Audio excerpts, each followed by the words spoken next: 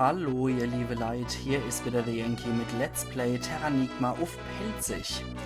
Eins wollte ich auf jeden Fall noch machen.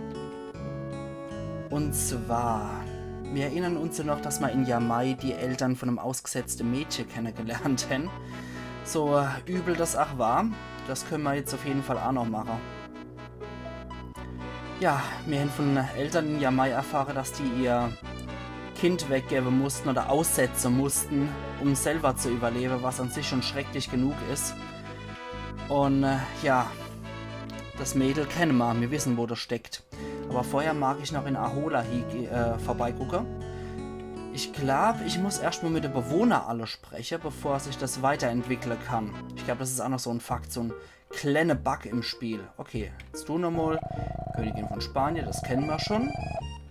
Die Königin von Spanien ist aber auch als Bloody Mary bzw. Hades Hexe schon gekillt worden. Ja, ein Fiebermittel habe ich, das kommt auch noch im späteren Verlauf. Der Columbo liegt immer noch drin und pennt. Der pennt jetzt schon jahrelang durch, der Kerl. Und wie sieht's bei dir aus? Ja. Schon klar, okay. Bla bla bla. Ah ja. Dr. Emilius Freund ist gefunden worden. Der Doktor scheint glücklich zu sein. Okay. Das wissen wir auch, dass er die Arme kostenlos behandelt. Sagt er immer noch, dass wir gesund aussehen. Ah ja, scheint, dass Columbo geistig und körperlich erschöpft ist. Er soll sich in meinem Hospital ein bisschen erholen. Okay, aus dem Bissel ist jetzt auch schon ewig her. Draus Woche. Ich weiß jetzt nicht, dass sich so Alan-mäßig à la Two and a Half Men eingenistet. Man weiß es nicht. Okay, wie sieht's dann mit dir nochmal aus? Du Handwerker, der Bergkristall hat mich nicht so inspiriert. Ja, für die Kirche oder was? Du wolltest doch einen Schmuck für die Kirche machen. Okay, mit dem Ackermanns Heinz retten wir jetzt auch nochmal. Gibt kaum Industrie, alles scheiße und ganz furchtbar. Und 100% Wachstumsrate. Okay, na dann. Und du, lustiger Seemann. Du weißt ja klar, seit ich hier die Büchse gegeben habe ich Bestellung auf Bestellung erhalten. Alle schaffe ich jetzt nicht mehr. Die Nachbarn helfen mir jetzt satt. Na Allah, das freut mich doch mit deiner Ölsardine. Und du hier, Kerl? Ja, die Quadros, die kenne ich durchaus. Und die sind jetzt fest in Südamerika. Boah, jetzt haben wir die Kirche rein.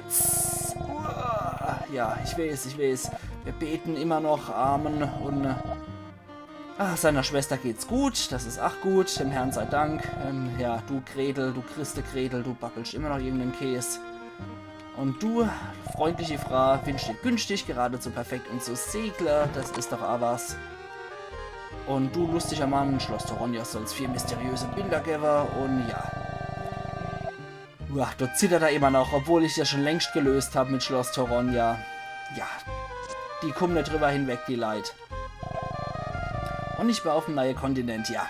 Erzähl, ich will ihn sehen. Ja, du kannst rüberreisen, das ist kein Thema. Und frische Sardinen sind Ahola Spezialität, wahrscheinlich jetzt auch noch die Ölsardine. Okay, der Roy ist natürlich fort hier. Ich bin aus Spanien geflohen, ja, ich weiß. Das wissen wir auch noch. Leider, Frau und Kind, nicht so gut.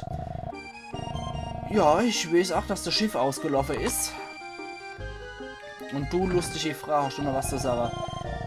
Gegrillte Sardine, ja, warum auch nicht? Sardinen sind eigentlich gar nicht mehr so schlecht. Ich petz mal so gerade mal rein. Machen wir zuerst Surf, dann machen wir den Turf hinterher. Boah, geil. Und dann noch schlappern wir uns noch so einen Portugieser hinterher. Sehr gut. Gut, das reicht. Von mir habe ich jetzt auch gerade keinen Hunger. Also gehen wir wieder raus. Jetzt dürfte man alles gerettet haben mit den Leid. Jetzt müsste sich Ahola eigentlich auch im Laufe der Zeit weiterentwickeln.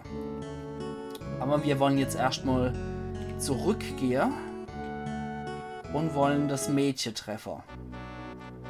Aha, Ewe ist es entwickelt. Ewe.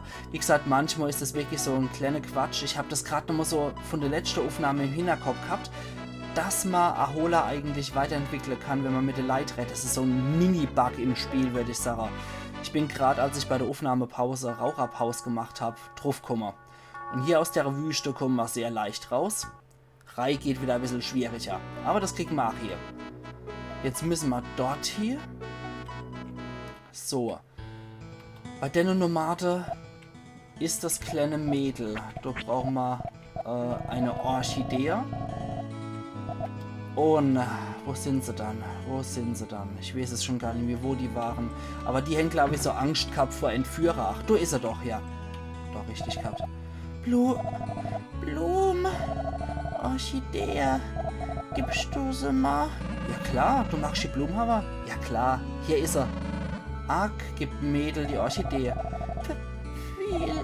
Vielen Dank. Ich bin Lisi. Und den Namen haben wir auch gehört von deinen Eltern, Jamai. Danke für die Blumen. Och Gottl. Um Himmels Willen, die Lisi spricht, das ist ein Wunder. Ja, jetzt wissen wir Bescheid.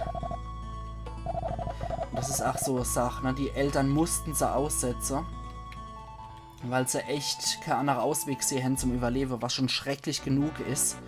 Und was früher wie heute immer noch passiert, sowas. Und ich denke mal, früher hattest du auch kein Waisenhaus oder ähnliches gegeben, wo man die Claire halt abliefern könne, was schon echt schrecklich genug ist. Und ja, jetzt ist halt die Frage, sollen wir es der Eltern sagen? Oder sollen wir es lieber bei ihrer Pflege normale Eltern lassen? Das ist so moralische Zwickmühle, aber ich denke, jedes Elternpaar hat definitiv auch die Chance verdient, zu hören, was mit dem Kind passiert ist, mit dem Leiblichen. Auch wenn sie es ausgesetzt haben. Sie bereuen es ja jeden Tag, haben sie ja auch gesagt. Und ich finde, die haben definitiv auch ein Recht zu erfahren, was mit ihrem Kind passiert ist. Jetzt wissen wir auf jeden Fall, dass die Claire Lisi heißt. Boah, ich kriege Gänsehaut, wenn ich da drüber nachdenke. Das ist schon heftig. Moment, aber Loa muss, glaube ich, Stufe 3 erreichen, um hier nochmal was zu triggern. Und Loa auf Stufe 3 haben wir uns ja auch angeguckt. Hinkler, okay, wie sieht's aus? Ist das jetzt schon? Ich glaub. Bin mir nicht sicher, aber ich glaub's. Erstmal gucken. Vögelzug war zu langweilig, ich habe Rennstrecken aufgemacht. Probier sie mal aus, wenn du magst. Sehr gut. Da haben wir jetzt nämlich noch ein Minispiel, was wir machen können. Okay, da ist jetzt die Absperrung fort und Rennen gibt's dann hier. Bei nur 10 Taler gebe ich dir einen todsicheren Tipp. Was meinst? Jo, lass mal her. Das nächste Rennen gewinnt die Nummer 1. Okay, was sagst du da dazu? Wenn mein Hinkel verliert, dann land's im Kochtopf. Ach Gott, hoffentlich ist es der, der gewinnt. Ich liebe das Huhn. Okay, das ist auch etwas gruselig. Der Kerl ist ein bisschen wie er wohnt in einem Hühnerstall. Oh, klingt auch nicht gerade so berauschend. Na gut, da haben wir jetzt auch nichts weiter mehr. Und dann retten wir mit dir, Meister. Single-Rennen fängt an. Magst du Bett platzieren? Ah, jo. Ach, machen wir die Nummer 1. Nummer 1, alle hopp, los geht's. Das Rennen hat begonnen. 4 liegt zurück. Hier fliegen die Fetterer, hier fliegen die Fetterer. Dreh die Auszahlung mal 3, jetzt wird die Auszahlung 8 mal, jetzt wird die Auszahlung 8 mal, 3 liegt zurück. Nummer 2 hat's Rennen gewonnen. Sieg, Nummer 2 hat gewonnen. Was ein Klick. Okay, ich mag jetzt auch nochmal. Ich werde jetzt auf die Nummer 4. Alle hopp, los geht's. Noch einmal. Rennen hat begonnen. Und Hinkel Enz hat's Rennen gewonnen. Aber was? Selten war Rennen so spannend. Alle Hühner fetzen sich mächtig. Erst die Auszahlung 6 mal, alle Hinkle fetzen mächtig los. Sieg, Nummer 2 hat gewonnen. Ah, scheiße, wieder nicht gewonnen. Okay. Noch einmal. Anscheinend bringt die Nummer 2 Glück. Obwohl, nee, komm, wir nehmen die Nummer 3. Ich nehme die Nummer 3. Das Rennen hat begonnen. Rennen. Nummer 2 liegt zurück. Rennen. Die 4 führt da. Nummer 1 holt enorm auf und 1 liegt zurück. 2 ist schnell. Selten war Rennen so spannend. Alter, die Nummer 2 ist doch gedopt. Das kann's doch nicht sein. Komm, jetzt wetten wir drauf und jetzt kackt's ab. Könnte ich drauf wetten. Achtung. Rennen hat begonnen. Jetzt wird die Auszahlung 2 mal. Selten war Rennen so spannend. Enz ist schnell. Hinkel Enz hat's Rennen gewonnen. Bitte nicht. Hey, Nummer 2 holt enorm auf. Als ob. Rennhund 3 legt einen tollen Lauf hier. Und Nummer 3 ist es... Nummer 2 ist natürlich das Vorletzte. Das war so klar. Okay, jetzt machen wir nochmal Ammo die Enz. Und dann... Gucken wir mal. Jetzt kommentiere ich es nämlich. Nummer 1 hat's Rennen gewonnen. Ach, wär's doch nur so.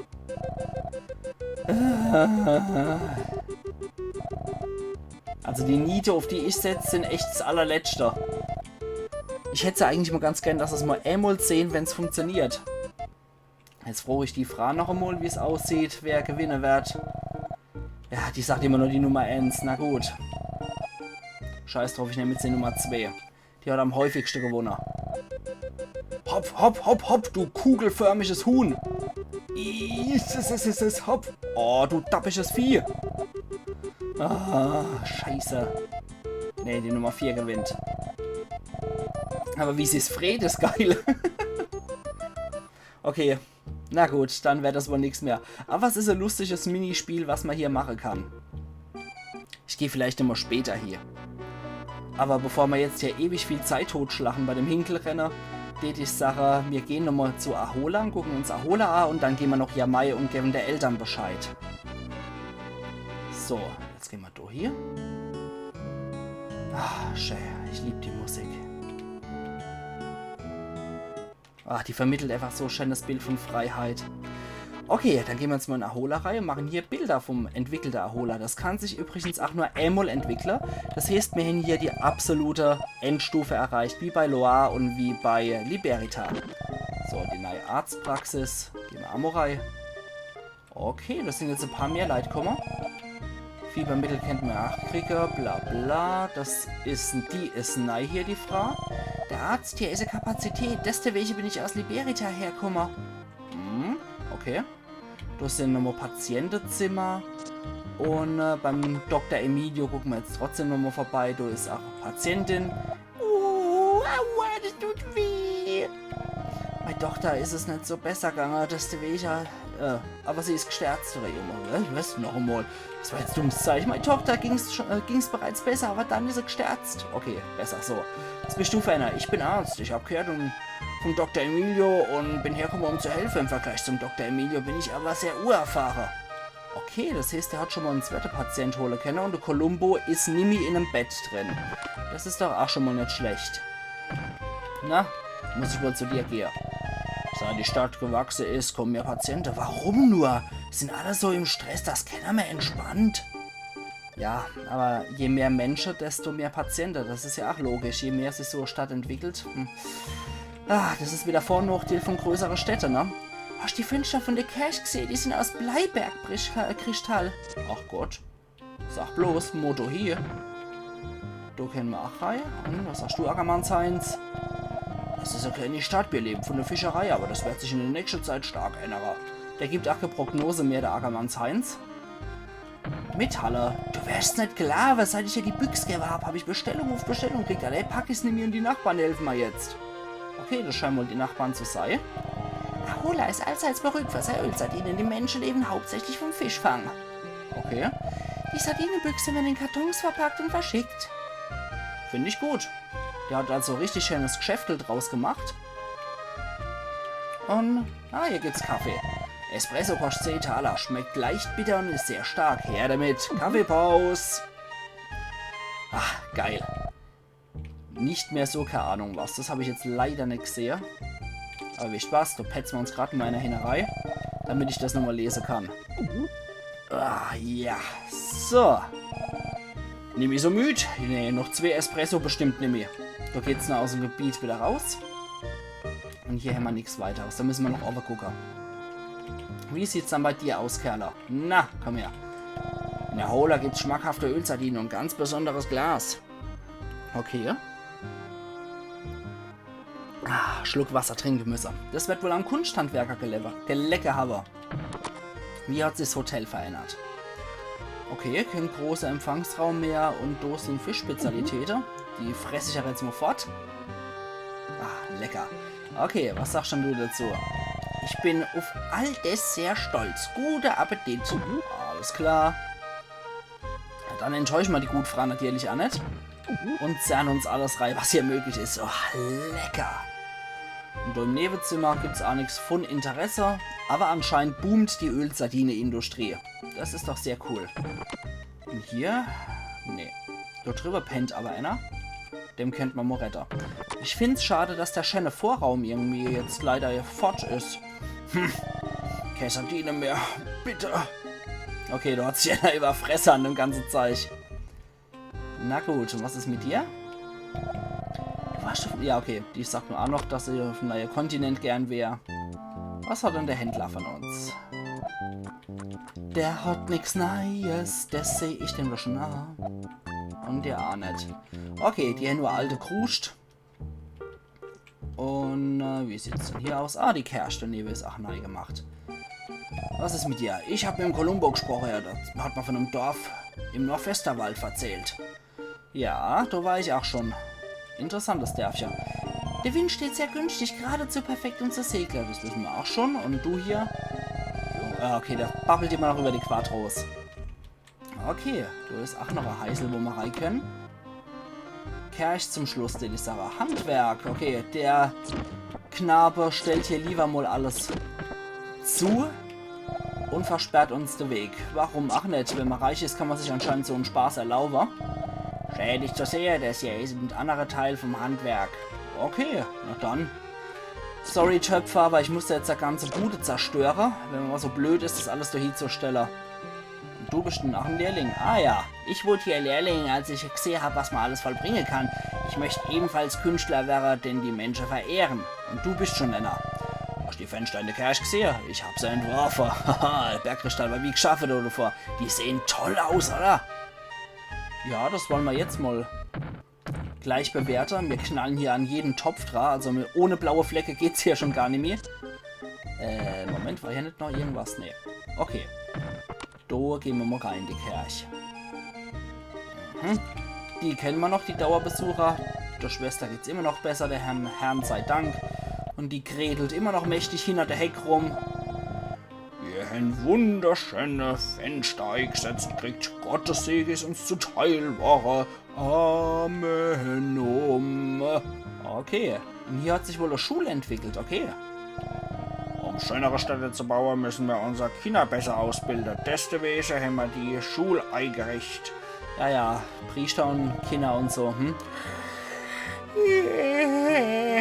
Muss das nicht so langweilig sein? Früher sind doch die Kinder auch nicht zur Schule gegangen. Ja, aber mittlerweile schon. Ich studiere Geschichte, dort waren sehr viele wichtige Leute, die viel für uns gemacht haben. Guter Junge. Waffe zu benutzen entspricht nicht mehr unserer Zeit. Ab jetzt werden neue Ideen der laufende Welt bestimmen. Die Geschichte von unserem Lehrer sind amüsant und sehr lustig. Okay, und du drückst dich, oder was? Psst, sag bloß, Kind, dass ich hier verschwinde. Okay, der hat vielleicht auch schon ein bisschen Stress mit dem Priester, man weiß es ja nie. Paare Kinderfreund. Okay, das war Ahola, aber ich jetzt sage, von Ahola machen wir auf jeden Fall auch noch von der Kirche. Bild ist ja immer schön das Aushängeschild für die Stadt. Und vom Espresso-Verkäufer unbedingt auch. Gibt doch nichts Schöneres als Espresso. Okay, dann hätten wir das auch erledigt. Und ich würde sagen, jetzt gehen wir auf jeden Fall nochmal zu... jetzt gehen wir auf jeden Fall nochmal zu den Eltern in Jamai. Und gucken mal, was die sagen. Seeheim weiß ich jetzt, glaube ich, auch wieder, oder glaube mich gerade zu erinnern, dass das erst die 1,5er Stufe erreicht, wenn Berugas Labor abgeschlossen ist. Deswegen machen wir jetzt erstmal Jamai und dann reiße ich nochmal Berugas Labor an. Und ja, danach würde ich sagen, machen wir in der nächsten Episode Berugas Labor 100%ig, weil ich will jetzt nicht nur wieder in der Gegend rumreisen und eigentlich nichts machen, sondern auch noch ein bisschen was zeigen von dem, was noch so möglich ist. Okay, wo waren dann die jetzt nochmal? Jamai. Waren die im Hotel? Ich bin mir nämlich sicher. Ich glaube, die waren im Hotel drin. Ach Gott, was ein tristes Zimmer und nur die einzelne Fliege, die rumschwert. Alter. Brauchst du Mickeplätsch? Nee, Quatsch, im Hotel war nur die Füder. War das Otakuslader? Ja. Wo waren die? Dann waren die hier drin, glaube ich. Ja, genau, da waren die hier in der Wohnung drin. Okay, jetzt hat. Was? Du kennst ein Kind namens Lizzie? Was? Nomadenstadt? Das Mädchen könnte Lizzie sein? Lass uns sofort aufblechen und es feststellen. Wenn ich nur meine Tochter, Lizzie, ist am Leben ein Wunder. Dem Himmel sei Dank. Okay, sind die jetzt fort, oder? Ne, die sind hier. Hab Dank, vielen Dank. Okay. Jetzt mag ich aber auf jeden Fall noch einmal da vorbeigucken. Ich bin mir nicht sicher, wie es da ausgeht. Sie wissen, dass ihr Kind lebt. Ich mag jetzt nochmal bei der Nomade vorbeischauen. Sie haben auf jeden Fall Gewissheit. Es gibt eigentlich auch kaum was Schlimmeres, als wenn man als Eltern nicht sicher ist, ob das Kind tot ist. Man hat es ausgesetzt, man hat es damit eigentlich echt einen sicheren Tod überlassen. Aber wenn das Kind dann trotz aller Befürchtungen doch noch überlebt, ich will mir nicht vorstellen müssen, was das für ein Gefühl ist als Eltern. Allein schon das Gefühl, Ungewissheit zu haben, ob das Kind überlebt hat oder nicht, das ist schon schrecklich genug. Aber dann auch noch der Umstand, dass man es aussetzen muss, was auch noch viel, viel schrecklicher ist. Boah, das sind Gefühle, die das Spiel hier vermittelt, weswegen ich Terranigma auch wieder sehr lieb. Das Spiel ist absolut großartig und weiß es definitiv, mit solchen Gefühlen nochmal umzugehen. Auch wenn man die Möglichkeiten hier nur sehr limitiert hat, muss man dazu sagen. Aber trotzdem, für das Spiel 1996, 95, 96, ist das absolut große Klasse. Wir gehen jetzt nochmal zurück. Und jetzt geht es nochmal zu der Nomade-Stadt. Umgezogen sind sie nicht, also Glück könnten sie gehabt haben. Jetzt gucken wir nochmal, das war da over das Zelt. Hier drin, ja. Das Kind ist fort. Lizzie ist fort. Es sind Leute gekommen hin, behauptet, ihr Eltern zu sein. Sie ist zusammen mit einer noch Jamai gegangen. Okay, krass. Also die Zieheltern Hänse ihre leibliche Eltern übergeben, waren aber anscheinend auch wirklich sehr skeptisch dabei. Oh, puh. Jetzt bin ich gespannt, was das aus der Lizzie gemacht hat. Boah, das nimmt mich echt heftig mit gerade wieder. Ich weiß auch nicht, wie das Gespräch abgelaufen ist. Ob die Eltern das Kind gewaltsam mitgezerrt haben, nach dem Motto, es ist unser Kind und ich möchte es jetzt wieder haben. Oder ob das Kind von sich aus mit wollt. Man weiß es ja nicht. Man weiß nicht, wie das Gespräch gelaufen ist. Fakt ist einfach nur, dass das Kind mit noch Jamai ist und jetzt wohnt es in China. Es ist viel Rumgereise, echt viel Rumgereise für die Story. Aber ich finde, um ein Kind mit seinen leiblichen Eltern wieder zu vereinen, ist das jede Rumgereise auf der Welt hier wert. Also doch wieder ab nach Jamai. Und von Jamai dann wieder ab nach Liberita. Und dann wieder ab nach Russland. Scheiß die Wand an. Scheiß doch einfach die Wand an. Das ist ein Rumgereise ohne Ende. Abkürzungen gibt's hier nicht mehr. Deswegen müssen wir hier echt in der Weltgeschichte rumreisen. Aber ich finde, wie gesagt, wenn ich ein Kind dafür mit seinen Eltern wieder vereinen kann, ist es das wert. Und ich glaube, ich habe mich spontan jetzt auch nochmal umentschieden. Ich mache nicht nochmal Devota, aber ich gehe nochmal bis zu Berugas Labor. Aber ich mache noch was anderes mit euch. Jamai. Nee, Moment, Mist, das habe ich jetzt verpasst. Das Minispiel wird nie was. Ich muss es echt in Angriff nehmen, sonst wird es echt nie was. Okay, so. Sonst vergesse ich das immer wieder und schieb's immer wieder auf. Da sind sie. Noch herrscht eine gewisse Distanz zwischen Lizzie und uns. Es wird sicher eine Zeit dauern, bis wir uns aneinander gewöhnen. Wir stehen tief in deiner Schuld. Oh, ja. Als Zeichen des Dankes wollen wir dir diesen blauen Stein überreichen. Oh, und du, was sagst du? Hab Dank. Ach Gott. Gern geschehen, Kleine. Lizzie will bei mir sein. Mein Salon will Wirklichkeit. Danke von ganzem Herzen. Danke. Boah. Boah, ich muss da auch raus. Das ist... Ich meine, die Tochter ist jetzt wieder mit ihren leiblichen Eltern vereint. Ach Gott, das treibt mir gerade selber die Tränen in die Haare. Aber... Ja, die Claire ist bei ihren Eltern, aber... Wie werden die ihrem Kind erklären wollen, mir händisch aussetzen müssen?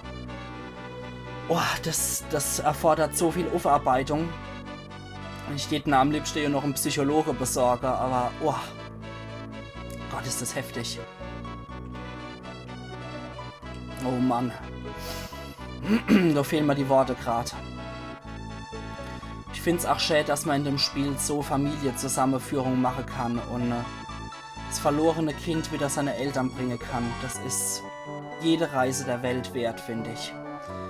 um Eltern wieder ihr Kind zu ermöglichen. Und ich hoffe als Kind so sehr, dass die Eltern gute Eltern sind. Ansonsten rappelt es aber so richtig im Karton, dann ziehe ich denen die Ohren lang. Zuerst rumjammern, sie wollen ihr Kind wieder und dann das Kind scheiße behandeln. Dann gäbe es aber echt was auf der Wäsching, dass es sich gewäscht hat. Okay, jetzt gehen wir wieder zurück. Jetzt müssen wir sehr viel wieder zurück hier. Es ist so zum Kotzen, da ist ja Mai und ich muss um die Halbwelt segeln und kann nicht übers Gebirge gehen. So, ich wollte nämlich noch auf jeden Fall wo hier. Da schwirren immer noch die Seele vor sich hier. Und ich tanze ein bisschen mit dem Aff. So. Und jetzt gehen wir zurück nach Safarium. Da gibt es nämlich noch ein Minispiel, seitdem die Menschen wieder erweckt worden sind. Und das muss ich euch zeigen. So. Wir gehen mal hier. Und gehen dort in die Löwehöhle-Reihe und gehen dort links. Da ist nämlich ein schönes Minispiel noch. Okay. Willst du spielen? Ah jo, treffe in 30 Sekunden möglichst viele Monster. Triffst du einmal das Monster, verlierst du Punkte. Okay. Na Allah. Dann machen wir das doch. Zack, zack. Gelbes nett. Zack, zack, zack. Das nett. Zack. Ich glaube, ich muss so ziemlich jedes treffen. Das ist etwas undankbar, das Spiel. Ah, Mist, jetzt habe ich doch so Gelbes erwischt. Ja, hopp. Zack. Was seid ihr dann? 17 Monster. So, da la. Komm schon. 25 muss ich, glaube ich, packen oder 30. So, die packen wir. Die packen wir. So, das packen wir auf jeden Fall. Zack, zack. Du hast es gesagt, dass du erhältst den Preis. Du hast das wunderbare Steak gewonnen. Mein Glückwunsch. Alles klar. Super Sache. Ich glaube, jetzt haben wir wirklich jedes Minispiel im Spiel gemacht und gesehen, was wir kriegen können. Und das Einzige, was noch fehlt zu gewinnen, ist das Hinkelrennen. Ansonsten habe ich alles gemacht. Aber beim Hinkelrennen geht es ja aber nicht um Kristalle, sondern geht es um Geld- und Taler-Einsätze, die man machen kann. So, das war schon mal Abschluss von allen Minispielen und Mutter und Vater und Kind sind auch wieder vereint. Was Schöneres kann es da kaum geben. Zack, zack. Wieder der Affetanz gemacht. Und ja, jetzt gehen wir nochmal rüber.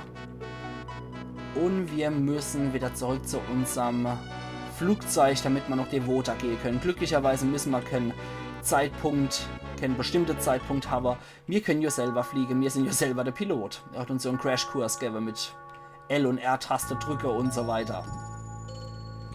Mehr Crashkurs kriegt man bei solcher alte Modelle bestimmt nicht. Okay. Während sich die Flugzeugindustrie wahrscheinlich weiterentwickelt, bleiben wir immer bei unserem Drehflügelflugzeug. Hat ja irgendwie was Nostalgisches. Früher war das ja wirklich noch so ein königlicher Sport, könnte man fast schon sagen, so ein Gentleman-Sport. Und mittlerweile kann halt wirklich jeder fliegen. Er muss nicht selber fliegen, aber er kann halt selber überall mitfliegen in solche Linienflüge. Und jeder kann sich eigentlich auch, der will, Geld hat und Zeit hat dafür. Ja, wo ist dann der Schädel? Nicht irgendwie... Ah ja, okay. Schädel brauchen wir anscheinend nicht mehr. Ja, jeder, der genug Zeit und Kohle hat, der kann sich auch selber so eine Flugstunde leisten und kann auch selber in einem Segelflugzeug rumfliegen. Aber schön an der Sache ist, ihr liebe Leute, wir haben die Entwicklung fast gepackt. Es fehlen nur noch Goldküste und Seeheim. Und an Seeheim arbeiten wir ja auch schon insofern, dass noch Berugas Labor Seeheim weiter ist in der Entwicklung. So, jetzt müssen wir aber definitiv dort hier. Und von dort aus wieder raus. Seemannslied. Von dort aus gehen wir hier zu der Landebahn. Und dann noch Devota. Und in Devota wird nur dringend gespeichert. Und dann habe ich euch von morgen Berugas Labor aufgehoben. Du könnt da ja einen Spaß haben. So, da ist es schon. So tief wie möglich runter und zack, Lande. Berugas Labor ist nämlich echt eins von der richtig geile Levels im Spiel. Ich habe mich tierisch drauf gefreut und es ist auch der absolute Hammer. Ich freue mich jetzt schon wie Sau drauf und hoffe, euch macht es mindestens genauso viel Spaß wie mir. Weil Berugas Labor ist definitiv ein richtig geiles Level. Das hat sehr viel zu bieten. Ich finde es auch sehr cool, wie der Schneetreiber hier dargestellt wird, so nebenbei mal. Jo, wie gesagt, ihr liebe Leute, wir sehen uns dann morgen wieder bei Let's Play Terranigma auf Pelzig. Also machen's gut und bis morgen. Euer Yankee.